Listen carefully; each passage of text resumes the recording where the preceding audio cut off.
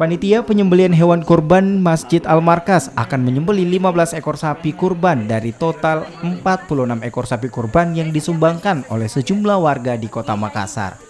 Sementara itu di hari pertama Idul Adha, panitia penyembelihan hewan kurban telah menyembelih 11 ekor sapi di hari pertama.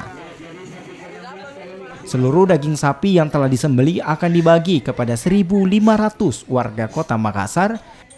Dan menurut rencana, penyembelihan hewan kurban di Masjid Al-Markas akan dilaksanakan selama 3 hari. Ya, di sini distribusi kupon berdasarkan kalkulasi daging yang kira-kira tersedia. Jadi kita perkirakan mungkin 1.500 kupon yang akan beredar.